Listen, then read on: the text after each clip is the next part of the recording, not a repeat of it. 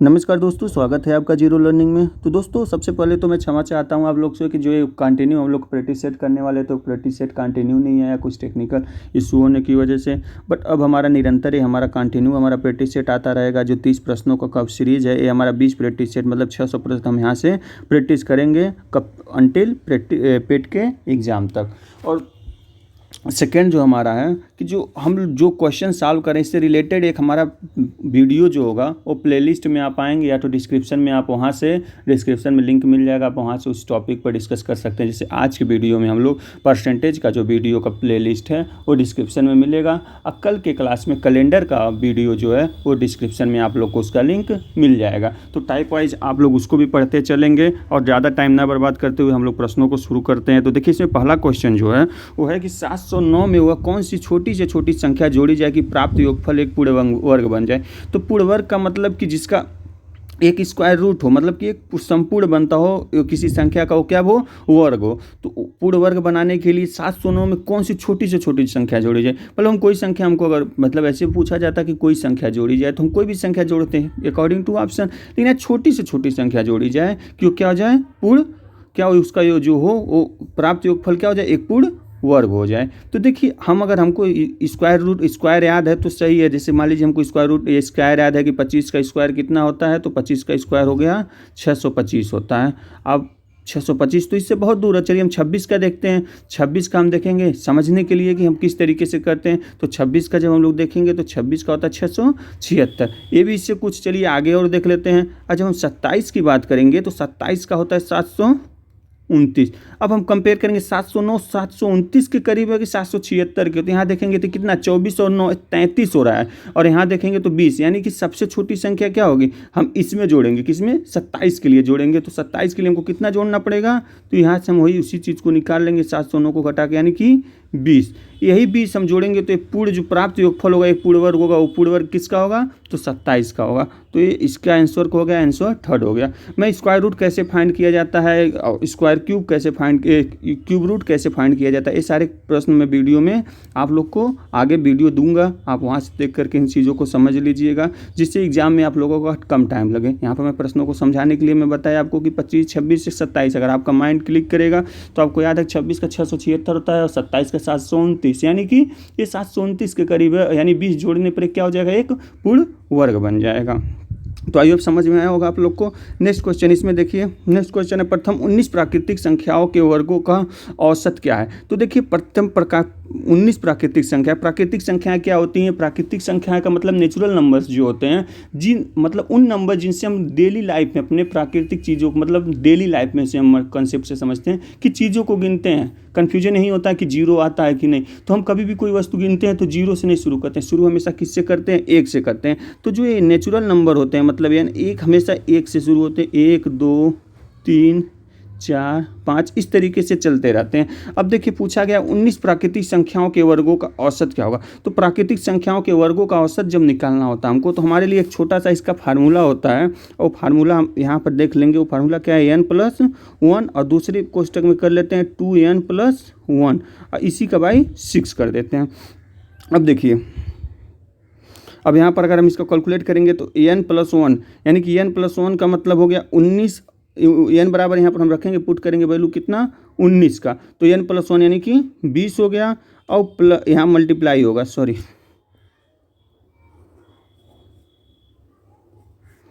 तो यहाँ पर क्या होगा, मल्टीप्लाई होगा, 20 हो गया। यहाँ पर देखिए 19 दूनी 38 और +1 39 हो गया, और बाई 6 हो गया। अब देखिए 6 से हम 2 से डिवाइड करेंगे तो कितना हो गया, 10 हो गया। ये कितना आएगा, 3 से इसको डिवाइड करेंगे तो कितना हो जाएगा 13, और 13 का 10 में मल्टीप्लाई करेंगे तो कितना हो जाएगा 130। यही 130 हमारा क्या हो जाएगा, आंसर हो जाएगा, जो ऑप्शन थर्ड हमारा है।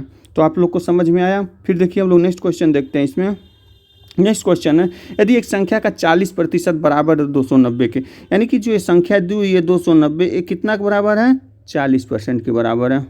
और तो वह संख्या कौन सी है जो प्रारंभिक संख्या से 20% अधिक। अब पूछा गया कि जो प्रारंभिक संख्या मतलब है जो 40% 290 प्लस के 100% निकालेंगे, तो 100% निकालने के लिए क्या करेंगे, इस 290 में हम क्या करेंगे 40 से डिवाइड करेंगे और 100 का मल्टीप्लाई करेंगे, यानी कि वो संख्या जो कितनी आ गई है 100% आ गई। तो वह कौन सी संख्या है जो प्रारंभिक संख्या से 20% अधिक है, यानी कि अब क्या करना है उस संख्या का 120% निकालना। तो 120 निकालने के लिए 120/100 कर देंगे। इसी को सॉल्व कर लेंगे, इस 100 से इस 100 को डिवाइड कर देंगे, इस 40 से इसको करेंगे तो कितना 3 टाइम्स होगा। इसी का मल्टीप्लाई करेंगे, 3 0 3 हो गया, 3 9 3 9 27 7 हो गया, 2 3 2 6 और 2 8, यानी कि 870 हम ऑप्शन में देखेंगे तो ऑप्शन हमारा कौन सा है, फर्स्ट है। यही फर्स्ट ऑप्शन जो हमारा है यही क्या हो जाएगा, हमारा आंसर हो जाएगा।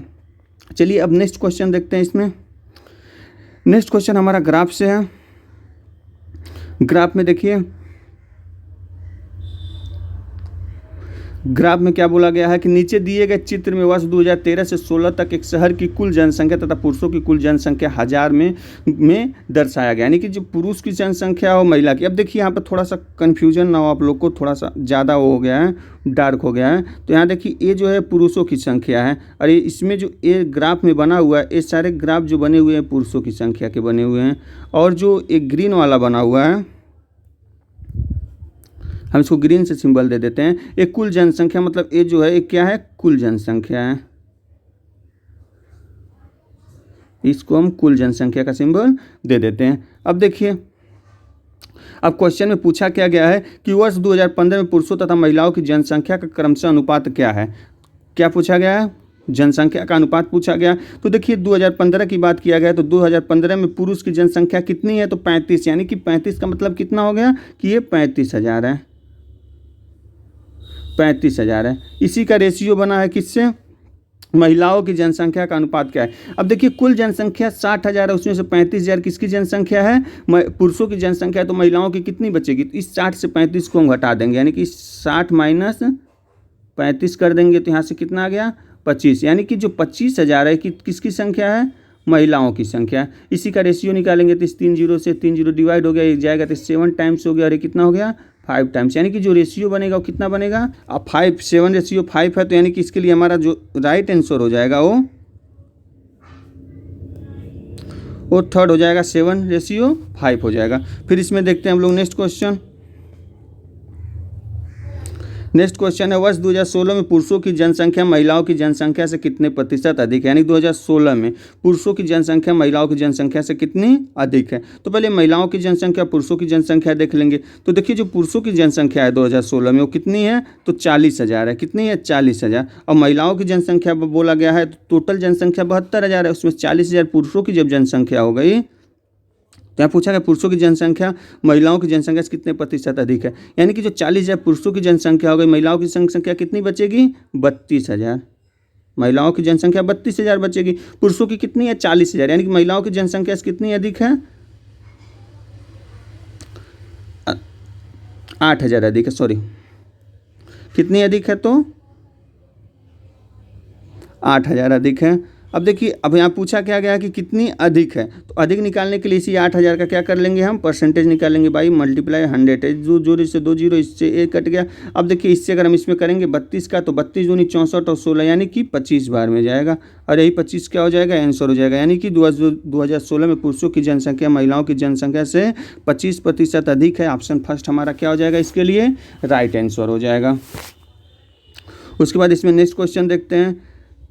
नेक्स्ट क्वेश्चन क्या है, वर्ष 2014 में महिलाओं की जनसंख्या कुल जनसंख्या का कितना प्रतिशत है, यानी 2014 में महिलाओं की जनसंख्या है तो 2014 में महिलाओं की जनसंख्या कितनी है 20,000 है। तो क्या पूछा गया है कुल जनसंख्या का कितना प्रतिशत है, तो कुल जनसंख्या कितना है 54,000 है, यानी कि ये कुल जनसंख्या का कितना प्रतिशत है, तो ये 20,000 जो महिलाओं का जनसंख्या है ये 54,000 का कितना, तो इस 54,000 पर हम लोग इसका फाइंड कर लेंगे। देखिए 2 0 से यहाँ 2 0 1 0 से 1 0 कट गया। अब 54 से हम इसमें डिवाइड देंगे तो देखिए 3 बार में जाएगा, तो 3 बार में गया तो 5 3 15, 150, 40 बार 162, बचा कितना 38, यानी कि 1 जीरो बचा है 380। अब 380 को डिवाइड करेंगे 7 25 35, 7 चौक 28, यानी 7 बार में जाएगा। अब देखिए 37, हम ऑप्शन में देखेंगे, हमको ज़्यादा सॉल्व करने की जरूरत नहीं है। ऑप्शन में देखेंगे, ऑप्शन सेकेंड हमारा 37 है, तो हम 37 को ही क्लिक करेंगे। अगर आगे भी हमको देखना रहता तो हम यहाँ क्या करते हैं, 7 25 35 यानी 380 को जब डिवाइड करते हैं तो दो हमारा शेषफल बचता है, 2 हमारा शेषफल बचता है। तो वहाँ पर हम क्या करते हैं,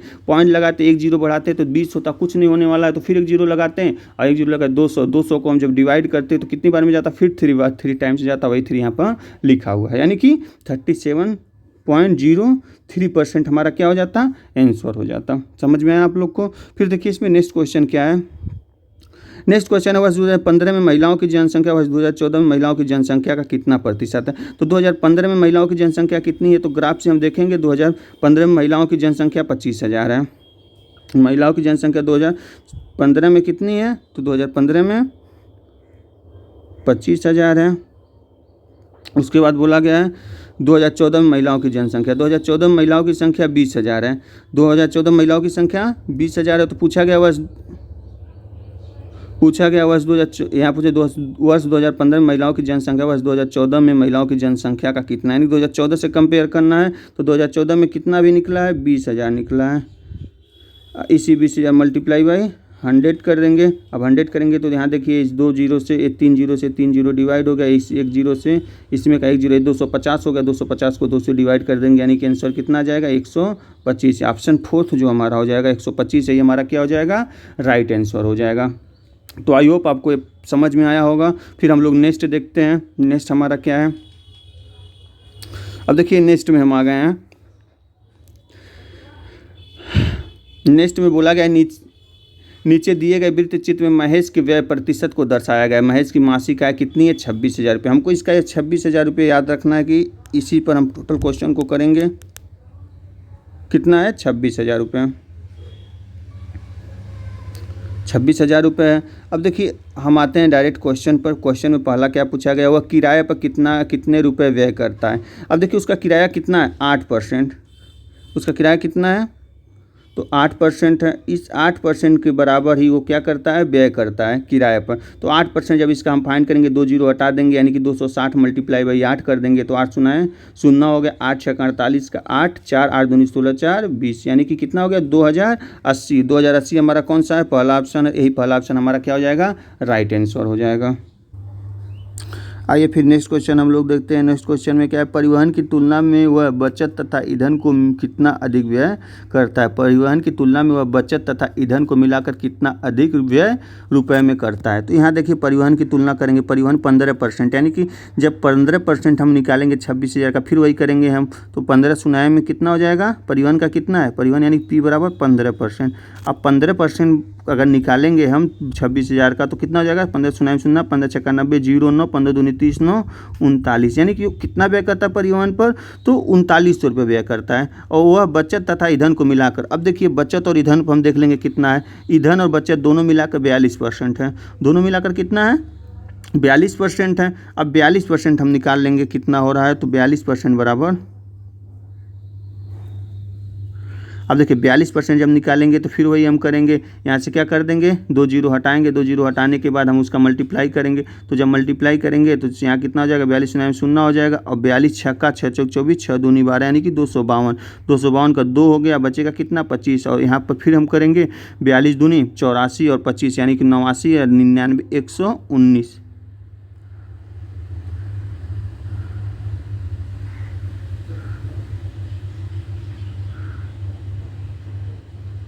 तो यहाँ से कितना आ गया, 11,920 रुपये। अब पूछा गया कितना अधिक व्यय करता है, तो इस परिवहन की तुलना में इस 3900 को हम क्या कर देंगे, माइनस कर देंगे। तो यहाँ 0 हो गया, 2 हो गया, ये 0 हो गया, यहाँ से 11 से वो करेंगे 8,020 रुपये, यानी कि सॉरी 1 मिनट देखते हैं पहले। यहाँ 0 हो गया, यहाँ 2 हो गया, और यहाँ 9 से 9 0 हो गया। यहाँ पर करेंगे तो 3, यानी कि सॉरी यहाँ पर 109 होगा। और जब 109 होगा तो यहाँ से माइनस करेंगे तो कितना बचेगा, 7 बचेगा। यही हमारा ऑप्शन दिया हुआ 7,020, यही हमारा क्या हो जाएगा, राइट आंसर हो जाएगा। उसके बाद देखते हैं हम लोग नेक्स्ट क्वेश्चन। नेक्स्ट क्वेश्चन पूछा गया कि यदि उसकी आय 22,000 रुपये होती तो विविध व्यय रुपये में कितना कम होता। पहले तो हम 26,000 पर उसका व्यय निकालेंगे, कितना होगा, तो व्यय इसका कितना दिया हुआ है, विविध व्यय दिया हुआ है 17%, यानी कि जो 17% का हम निकालेंगे पहले, तो 17% 26,000 का हो जाएगा कितना, 17 शून्य शून्य हो गया, 17 85 छत्तर छक्का 102 2 हो गया, 10 बचेगा, 17 दूनी 34 और 10 44, यानी कि 4420 रुपये जो खर्च करता। अब वो कितना करेगा, 22,000 पर हम अगर 17% निकालेंगे तो 17 शून्य शून्य हो गया, 17 दूनी 34 34 का 4 हो गया, बचेगा कितना 3, और उसके बाद 17 दूनी 34 और 3 37 हो गया। अब इसी को माइनस कर लेंगे, 0 हो गया, 12 से 4 जाएगा, 8 बचेगा, यहाँ 13 से 7 जाएगा, 6 बचेगा, यानी कि 680 रुपये वो क्या करता, कम व्यय करता है। ये हमारा सेकेंड ऑप्शन जो है वो क्या हो जाएगा, राइट आंसर हो जाएगा, सही आंसर हो जाएगा। तो आप देखिए यहाँ से भी हमारा टोटल क्वेश्चन हो गया। फिर आगे हम लोग ग्राफ है क्वेश्चन देखेंगे, और मैं जो समझा रहा हूँ आई होप आप लोग को समझ में आ रहा होगा।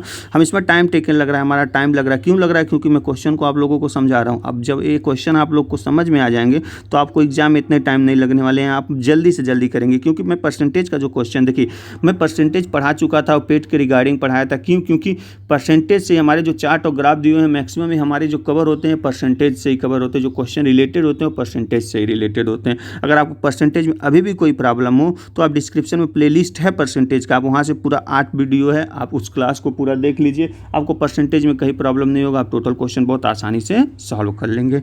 तो चलिए इसमें हम लोग नेक्स्ट देखते हैं। नेक्स्ट क्या है, नेक्स्ट फिर देखेंगे हम, ये भी 2 क्वेश्चन है, हम उसी को देख लेते हैं। तो देखिए इसमें बचा हुआ है, तो इसमें देखिए नेक्स्ट क्वेश्चन जो, यदि वो अपने बचत का 65% सोना खरीदने पर व्यय करता है तो वह कितनी राशि सोने पर व्यय करता है। यानी कि वो 65% क्या करता है, 65% सोना खरीदने पर व्यय करता है, तो वह कितनी राशि सोने पर व्यय करता है।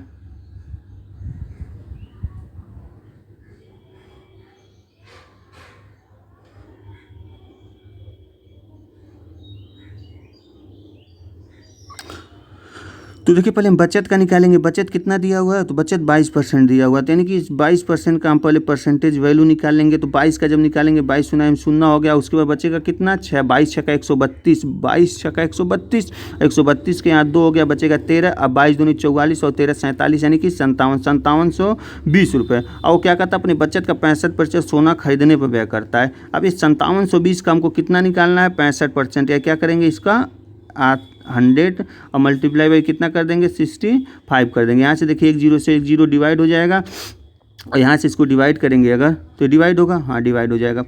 अगर डिवाइड कर रहे हैं तो कितना आ गया 5 हो गया 2 से, और इसको करेंगे तो 2 दूनी 4 हो गया, बचेगा 17, 2 8 16, 2 6 12, इस 5 से इसको डिवाइड करेंगे 13 हो जाएगा। अब इसी का मल्टीप्लाई करेंगे 13 65 13 6 78, यानी कि 8 7 7 हमारा रिमाइंडर आया, फिर 7 को हम यहाँ करेंगे तो 13 104, मतलब कि 104 ये हो गया, और प्लस हमारा रिमाइंडर कितना आया था 7, 104 और 7 कितना 111, 1 हो गया 11 बचेगा, 13 दूनी 26 और 11 37, 3718 रुपये। हम ऑप्शन में देखेंगे तो ऑप्शन कितना है, तो ऑप्शन नंबर 4 जो होगा हमारा, इसमें क्या हो जाएगा, राइट आंसर हो जाएगा।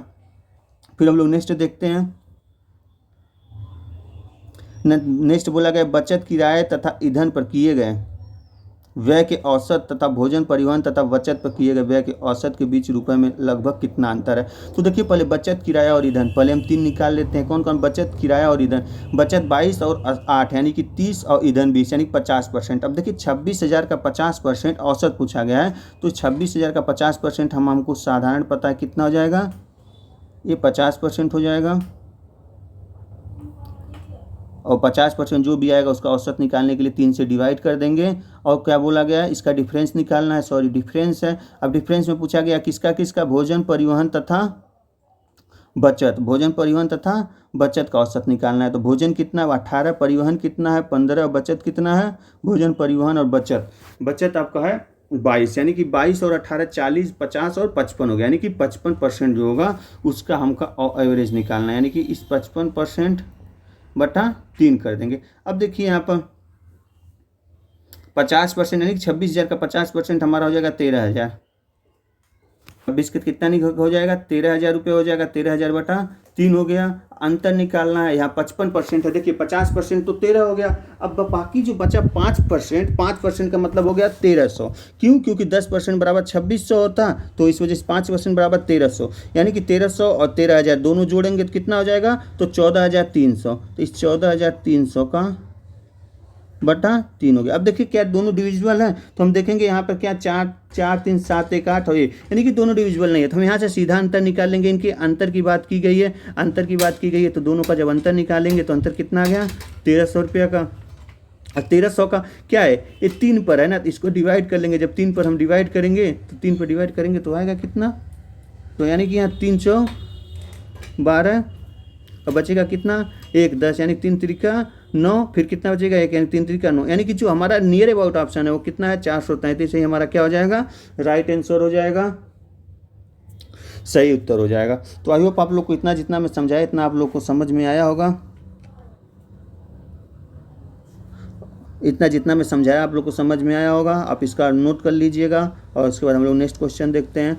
अब देखिए हमारा नेक्स्ट क्वेश्चन जो है 2 का square plus 6 square plus 10 square plus 14 square minus 1 square minus 5 square minus 9 square minus 13 square. तो देखिए आप कुछ इसमें कॉमन दिख रहा है। कॉमन क्या दिख रहा है? 2 स्क्वायर, यहाँ पर 1 स्क्वायर, यहाँ 6 स्क्वायर है, 5 स्क्वायर है। तो हम क्या करते हैं? इनका डिफरेंस निकालते हैं। तो जब इसका डिफरेंस हम निकालेंगे तो यहाँ पर देखिए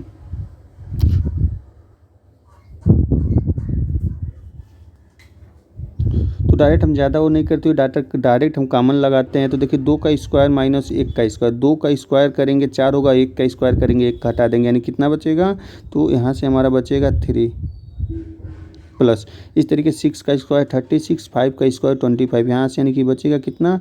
11। उसके बाद देखेंगे 10 का स्क्वायर 100, 9 का स्क्वायर 81, यानी कि यहाँ से कितना बचेगा? 19 बचेगा। फिर इस तरीके से 14 का करेंगे तो 196 होगा और 13 का 169 होगा। तो यहाँ से हम अगर हम निकालेंगे डिफरेंस तो डिफरेंस कितने का आ जाएगा? 27 का आ जाएगा। इन्हीं का हम सम कर लेंगे। जब सम करेंगे तो 7 9 16 1 7 कितना हो जाएगा? 7 9 और 9 1 10 10 3 और 10, यानी कि 20 0 और बचेगा कितना? 2 1 3 1 4 और 2 6, यानी कि 60। यही 60 हमारा आंसर हो जाएगा। ऑप्शन जो 4 हमारा यही हमारा आंसर होगा। तो देखिए हम इसको n मानकर भी कर सकते थे और बहुत से तरीके थे। अगर इस मैटर क्या थोड़ा चार्ट लंबा होता तो हम उसी तरीके से करते, लेकिन चार्ट शॉर्ट में था, इस वजह से हम इसको शॉर्ट में कर लिए। तो आई होप समझ में आया होगा आप लोग को। फिर देखिए नेक्स्ट क्वेश्चन जो दिया हुआ है 19 परिणामों का औसत 111 है। यदि प्रथम 10 परिणामों का औसत 82 तथा अंतिम 10 परिणामों का औसत कितना? 129 है, तो 10वां परिणाम क्या होगा? तो देखिए ऐसे प्रश्न में हम इसको आसान तरीके से करने के लिए पहले 19 परिणामों का 111 है, हम इसका मल्टीप्लाई हमको निकालना पड़ेगा। और यदि प्रथम 10 परिणामों का औसत 82, यानी 10 परिणाम 82 है, तो 10 का कितना हो जाएगा? 820 हो जाएगा। और अंतिम 10 का कितना है? 129 है। 129 का मतलब ये कितना हो जाएगा? 1290 हो जाएगा। इन दोनों का सम करेंगे तो 0 होगा, 9 2 11, 1 हो गया, 8 2 10, 1 11 का 1 हो गया, यहाँ पर 2, यानी कि 2110 हो गया। तथा अब बोला क्या गया है? 19 परिणामों का 119 है, तो हम इसी का मल्टीप्लाई कर लेंगे। 19 परिणाम का जो एक्स्ट्रा वही आंसर हो जाएगा। तो 19 का जब मल्टीप्लाई करेंगे तो 19 1 जा 9 हो जाएगा, बचेगा कितना? 1, फिर 19 होगा, 19 और 1 20, यानी कि बस 0, बचेगा कितना? 2, फिर 19 और 2 21 हो गया। तो यहाँ से डिफरेंस हम निकालेंगे तो डिफरेंस हमारा कितने का आ जाएगा? तो डिफरेंस 1 का हो जाएगा। यही 1 क्या हो जाएगा? 10वां परिणाम क्या होगा? तो 10वां परिणाम हमारा जो होगा वो 1 होगा। यही हमारा राइट आंसर हो गया। तो समझ में आया आप लोग को? पहले 10 संख्या का औसत, फिर लास्ट का। देखिए इसको हम मल्टीप्लाई करके निकाले हैं, इस वजह से कि सीधा डाटा दिया हुआ था। 10 परिणाम का औसत निकाल लिए और इसका मल्टीप्लाई कर लिए 1, यानी 1 ही हमारा क्या हो गया? आंसर हो गया। तो समझ में आ रहा होगा आप लोग को। फिर नेक्स्ट क्वेश्चन देखिए। नेक्स्ट क्वेश्चन फिर हमारे पास चार्ट ही है। अब इसमें हम लोग देखते हैं तो बोला गया है दिए गए रेखा चित्र में एक कंपनी के 6 वर्षों के दौरान राजस्व करोड़ रुपए में दर्शाया गया है।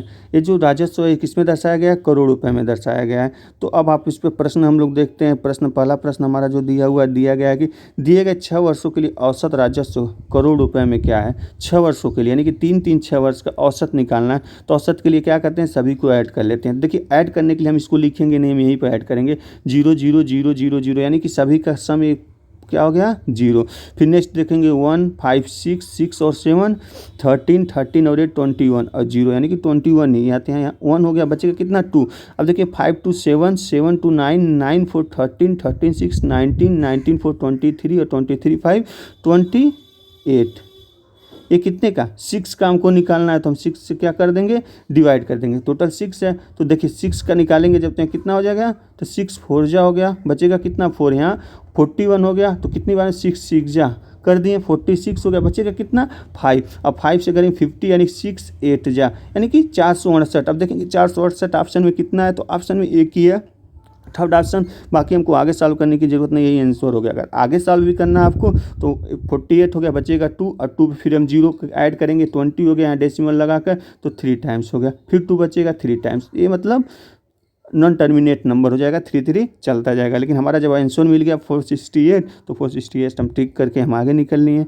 फिर देखिए इसमें नेक्स्ट क्वेश्चन जो है, वर्ष 2011 से वर्ष 2012 में राजस्व कितने प्रतिशत से कम हुआ। 2011 से 2012, अब देखिए 2011 में 500 था, उसके बाद कितना हो गया 280 हो गया। कमी कितने की, तो 220 की कमी हुई किस पर, 500 पर हुई। तो इसी का हम लोग परसेंटेज निकाल लेंगे, तो परसेंटेज क्या हो गया 220 बटे 500 गुणे 100, इस 2 से ये जो कट गया, अब इसको हम करेंगे 5 चौक 20 और 5 चौक 20 यानी कि 44, और यही 44 जो सेकेंड ऑप्शन हमारा होगा ये क्या हो जाएगा राइट आंसर हो जाएगा। फिर देखिए इसमें नेक्स्ट क्वेश्चन दिया हुआ है कि वर्ष 2015 में राजस्व वर्ष 2014 के राजस्व का कितना प्रतिशत है, यानी 2015 में राजस्व जो है 14 के राजस्व का कितना प्रतिशत है। तो ऊपर किसको रखेंगे 15 को ही, तो 2015 में कितना है 400 है, और 14 में कितना है 650 है। तो यानी क्या करेंगे 400 बटा 650 गुणे 100 कर देंगे। इस यहाँ से इसको एक डिवाइड कर दिए। अब देखिए इसको हम डिवाइड करेंगे अगर, तो यहाँ 65 से हम करेंगे, तो ये देखिए ये 0 जो यहाँ से हट के यहाँ आ गया, ये 4000 हो गया।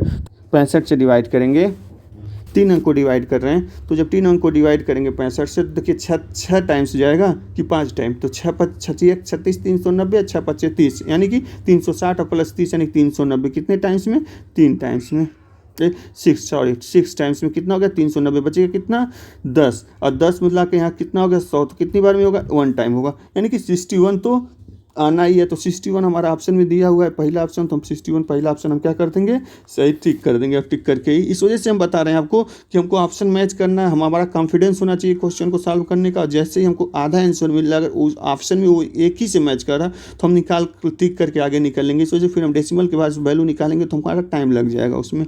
फिर देखिए इसमें नेक्स्ट क्वेश्चन जो दिया हुआ है, वर्ष 2013, 14 तथा 15 का कुल राजस्व दिए गए 6 वर्ष कुल राजस्व का कितना प्रतिशत है। तो पहले हम 6 वर्ष का तो हम निकाल चुके हैं, यहाँ पर निकाले थे कितना था 2810 था, 2810 यानी 6 वर्ष का कुल राजस्व कितना, यानी कि 2810 जो कुल राजस्व है। अब पूछा किसका गया है 13, 14 और 15 का, तो हम 13, 14 और 15 का जोड़ लेंगे। तो देखिए 13, 14, 15 का हम जोड़ेंगे तो कितना हो जाएगा, तो यहाँ से 0 0 0 हो गया, और यहाँ पर करेंगे तो 5 7 12 है, यानी कि पहला तो 0 हो गया, और जब दोनों करेंगे 7 5 12, 12 का 2 बचेगा कितना 1 बचेगा। फिर हम यहाँ देख रहे हैं 1 यानी कि 4 1 5 6 5 11 11 4 15 कितना हो गया 15। तो यहाँ पर 15 हम क्या कर दिए नोट डाउन कर दिए, मल्टीप्लाई बाई 100। इस 0 से 0 को डिवाइड कर देंगे। अब देखिए इसको जब 281 को डिवाइड करना, फिर ये 0 हमारा यहाँ चला आया, मल्टीप्लाई किए। अब देखिए फिर से हमको करना है तो 4 नंबर लेके करना है 281 से। अब कितनी बार में होगा आप ये देख लीजिए। तो इसको हम जब डिवाइड करेंगे 281 से 6 बार में, तो 8 6 का 48 यानी कि 1200 और 48 1600, यानी कि नहीं होगा तो कितनी बार में करना पड़ेगा 5 बार में। और जब 5 बार में करेंगे तो कितना हो जाएगा, तो 1405 होगा। और जब 1405 होगा तो बचेगा कितना 115, ये कितना होगा 1405 बचेगा कितना 115, इसमें एक 0 यहाँ ऐड कर दिए। अब देखिए अब ये कितनी बार में जाएगा, तो इसको हम देखेंगे तो 4 तिहाई 12 यानी कि जो है 1150 से 4 बार में जाएगा। अब देखिए 5 और 4, ये 5 और 4 कोई ऑप्शन है, तो एक ऑप्शन हमारा है कौन ऑप्शन 4, यही हमारा क्या हो जाएगा राइट आंसर हो जाएगा। मैं आप लोगों को कैलकुलेशन नहीं सिखा रहा हूँ, मैं आप लोग को कैसे कम टाइम में बिना कैलकुलेशन के जल्दी से जल्दी क्वेश्चन को क्या कर सकते सॉल्व कर सकते हैं, बस मैं आप लोग को ये बता रहा हूँ। तो आप लोग को समझ में आया, आई होप समझ में आया होगा। फिर हम लोग आते हैं नेक्स्ट पर।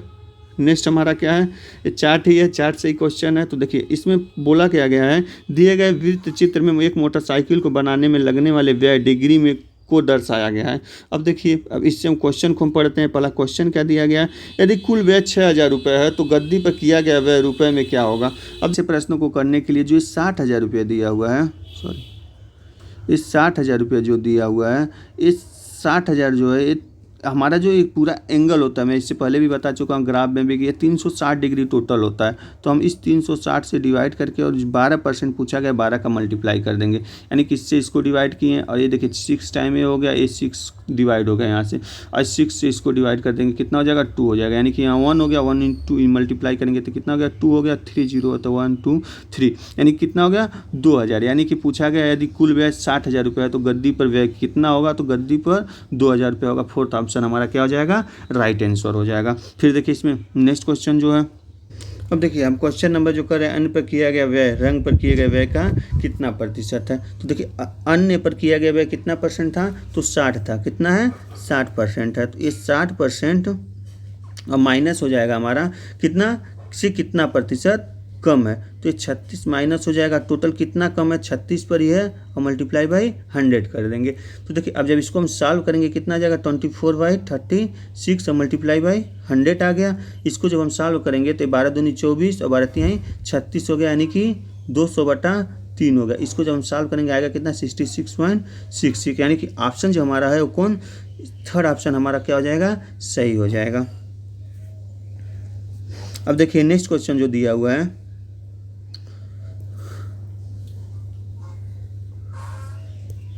नेक्स्ट क्वेश्चन है गद्दी पर किया गया व्यय पहियों पर किए गए व्यय से कितना प्रतिशत कम है। तो देखिए गद्दी पर किया गया व्यय पहले हम देख लेते हैं कितना है, तो गद्दी पर किया गया व्यय 12% है, और उसके बाद क्या कहा गया है, पहिए पर किए गए व्यय से कितना प्रतिशत कम है। पहिए पर कितना किया गया, तो 72% किया गया। तो हम यही 72% जो हमारा है, इसी 72% से हम माइनस कर देंगे 12 को, और बटा इसी 72 पर परसेंटेज निकालना है, मल्टीप्लाई बाई 100। तो देखिए यहाँ 72 से माइनस करेंगे कितना आ जाएगा 60 आ जाएगा, किस पर 72 पर गुणे 100 हो जाएगा। अब इसी को हम सॉल्व करेंगे तो कितना हो जाएगा 6,000 हो जाएगा, बटा ये 72 हो जाएगा। इसको जब हम सॉल्व करेंगे तो देखिए 24 यहाँ 3 बार में चला जाएगा, और इसको करेंगे तो 25 बार में जाएगा और एक 0 बचेगा, यही आएगा। इसको हम जब सॉल्व करेंगे तो आंसर कितना आएगा 83.33। अब देखिए ऑप्शन कौन सा है 83.33 का, तो 83.33 का ऑप्शन पहला है 83.33, ये हमारा राइट आंसर हो जाएगा। फिर हम लोग लास्ट क्वेश्चन इसका देखते हैं। लास्ट क्वेश्चन के लिए मैं इसको इरेज कर रहा हूँ। तो देखिए लास्ट क्वेश्चन जो हमारा है, क्या कहा गया, यदि पहियों पर किया गया व्यय 10,000 रुपये है तो रंग पर किया गया व्यय गद्दी पर किए गए व्यय से कितना रुपए में अधिक है। तो देखिए यदि पहियों पर किया गया व्यय 10,000 रुपये है तो पहले हम इसी का निकाल लेते हैं। तो जो पहिए पर किया गया व्यय यानी कि ये जो 10,000 रुपये पहिए पर कितना है अभी, तो पहिए पर 72% है, पहिए पर 72% है। और पूछा गया है क्या,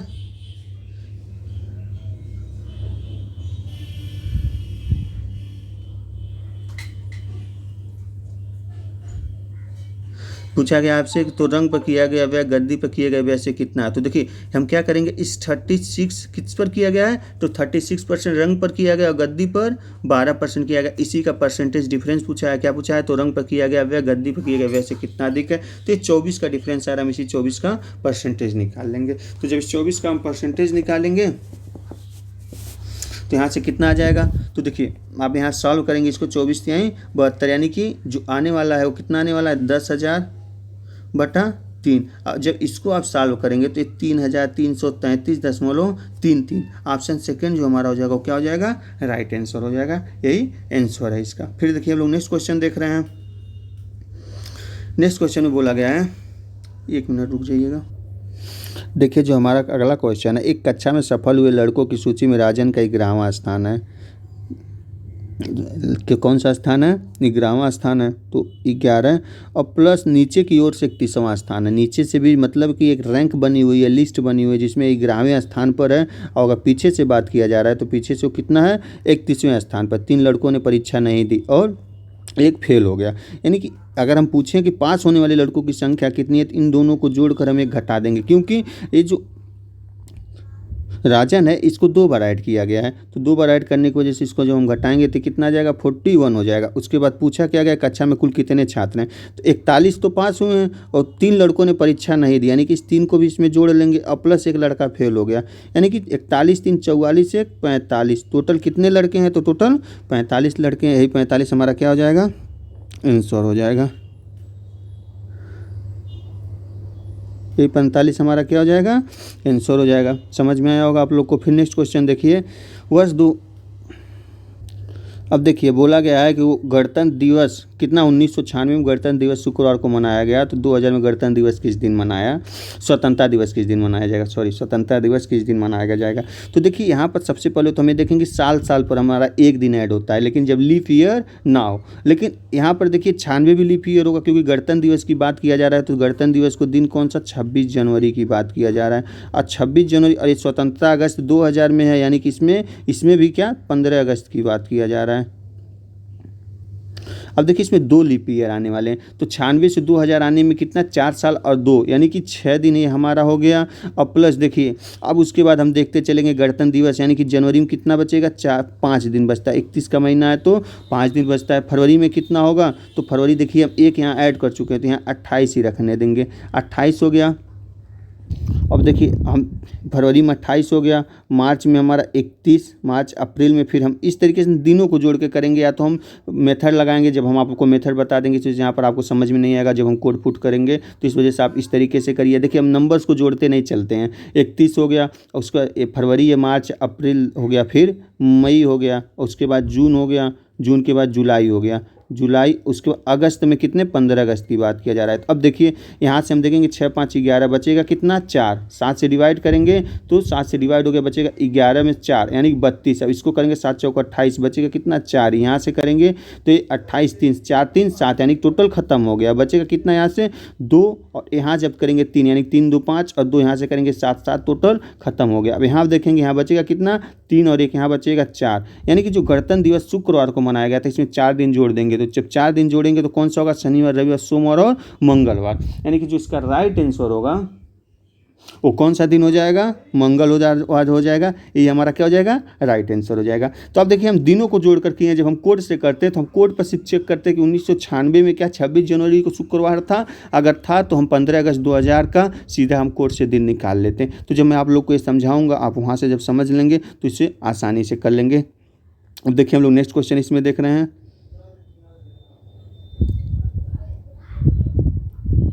नेक्स्ट क्वेश्चन बोला गया है कि किसी कूट भाषा में 95 789 को EGKPT और 2436 को ALUR लिखा जाता है, तो उसी कूट भाषा में 24 539 को किस प्रकार लिखा जाएगा। तो देखिए हम यहाँ कंपेयर करेंगे तो देखिए ई के लिए क्या यूज हुआ है, हम दोनों में कॉमन देखेंगे, कुछ कॉमन है नहीं है, लेकिन अगर इस संख्या का बात करेंगे 24 539 है कॉमन, 24 539 यानी टोटल कॉमन है। अब देखिए यहाँ पर जो कोड दिया हुआ है सीधा कोड दिया गया है, इस तरीके क्वेश्चन मैक्सिमम टाइम से ही होता है। तो देखिए अगर हम मैच करते हैं यहाँ पर तो 2 4 के लिए हम क्या यूज करेंगे, AL। अब देखिए ऑप्शन में AL है तो सभी ऑप्शन में AL है, तो यानी कि सीधा कोड दिया हुआ है। फिर बात किया गया है 5 3 9 की, तो 5 के लिए क्या यूज किया गया है, तो 5 के लिए यूज किया गया है G, यानी कि ALG भी हमारा 3 ऑप्शन में, एक ऑप्शन हमारा हट गया। उसके बाद 3 की बात किया गया 3 U, यानी कि U किस में है, तो U एक ही ऑप्शन में, ऑप्शन नंबर 3, यही हमारा क्या हो जाएगा, राइट आंसर हो जाएगा, ऑप्शन नंबर 3। फिर देखिए हम लोग इसमें नेक्स्ट क्वेश्चन देखते हैं। अक्षरों का कौन सा समूह खाली स्थान पर क्रमवार रखने से दी गई श्रृंखला को पूरा करेगा।